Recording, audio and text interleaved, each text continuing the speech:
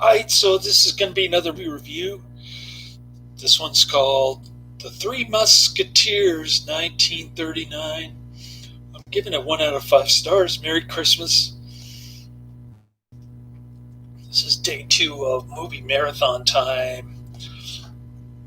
I just brought my son here. He got his iPad Christmas gift, and he couldn't be more happy. I guess it was worth every penny. Watch him get the screen dirty with his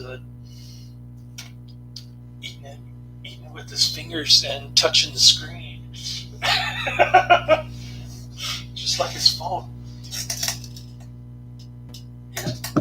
He's got dirty spots on his phone, even though there's plastic covering. Anyways, we had to sign into all these passwords from Apple and Google. So once I got that taken care of, he got his 2 favorite video games going: the spaceship game and the destruction game. So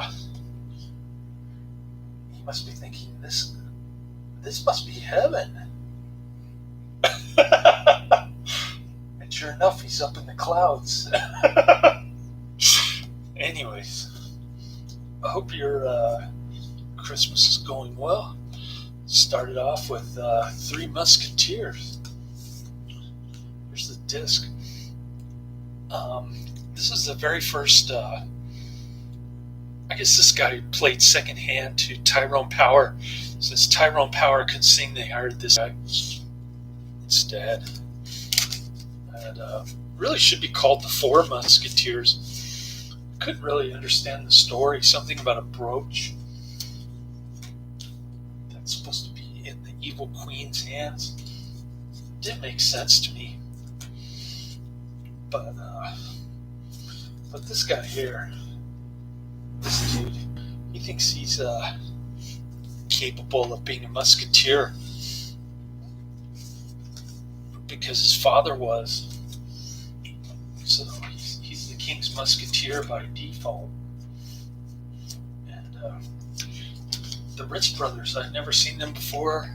They're like a poor man's version of the Three Stooges without the sound effects like ta-doink and ding, those kind of sound effects. And reviewer pointed out that they all have pretty much the same personality. They're not unique personalities like the Three Stooges, so I didn't laugh a single time in this one.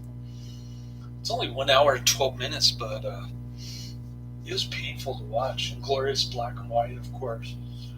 And you got the slapstick musical twist. It has nothing to do with the Three Musketeers. I was doing some research on it. This movie actually appeared in a Leave It to Beaver episode. I think Beaver was supposed to do a homework assignment on the Three Musketeers. And he was supposed to do a book report. That's the name of the episode from 1963. The book report. Beaver's assigned to write a book report about the Dumas novel, but instead of actually doing his homework and reading it, he just watches the movie on television and bases his report on the film's comedic scenes and Ritz Brothers' antics. I didn't even know Leave It to Beaver was 1963. I thought it was a 50s show. Anyways, that was kind of an interesting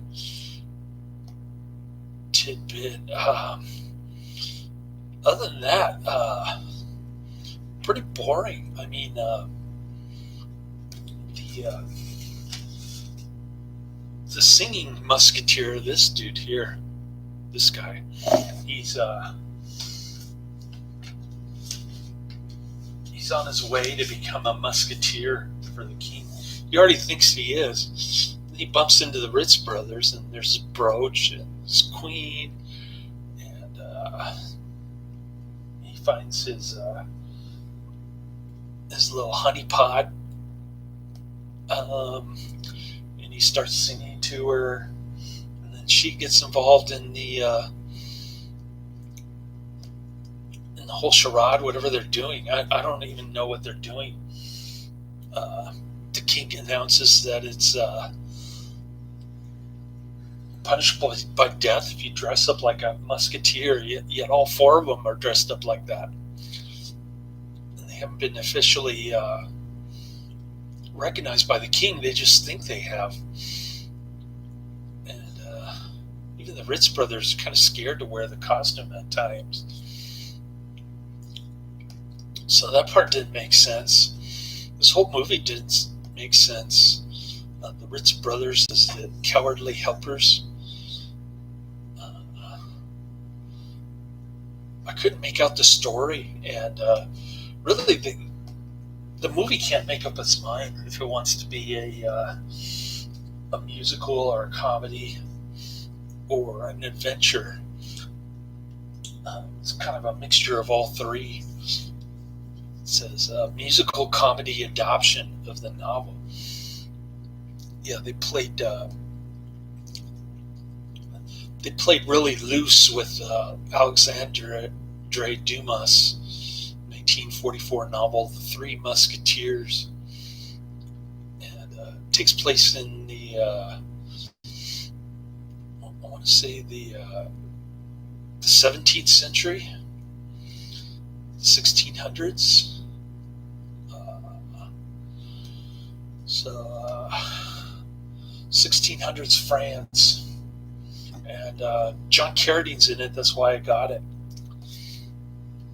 He's in it for about 5 minutes as a stuttering kind of jittery hotel owner in France.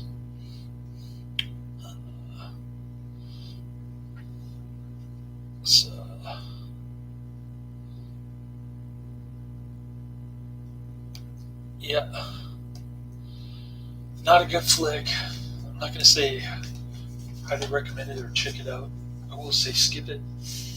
Post a couple of actors' names in the description box, and I'm done. Ready to move on to is it Son of Fury? Get this one out. See what's going on with this. It is Cinema Classics Collection, Son of Fury. Right there, you can see the Tyrone power going on there. Cool. Another Tyrone Power flick. We like Tyrone Power on this channel. 1942. Check this one out. Get it in before Christmas is over. And I'll start watching Rome Against Rome. I'm almost halfway done that with that. So maybe I'll take a little nappy poo in between. I got it for 6 days with a half a day in between. Or actually a full day in between, so 5 days, I guess. Pick out the time when I drop them off on Tuesday and then pick them up on Wednesday. That's a full day. So 5 days with my son over here playing on his new gadget, his iPad.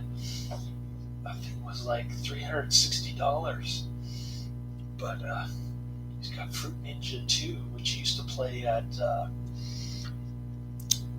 Chuck E. Cheese when he was a little kid, like 3 years old. He used to play that. He's still playing it. Anyways, Fruit Ninja 2. I think the Chuck E. Cheese game was just called Fruit Ninja. And he'd be going like this with his fingers, slicing up those fruits with his fingers. Okay, so that's in my review. Work on Son of Fury. Cook some steak for this guy. I got so much steak and chicken. I'm gonna be eating nothing but steak and chicken for a while.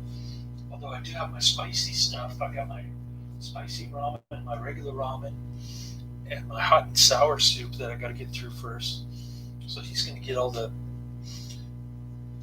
steak and chicken for the first few days. Later's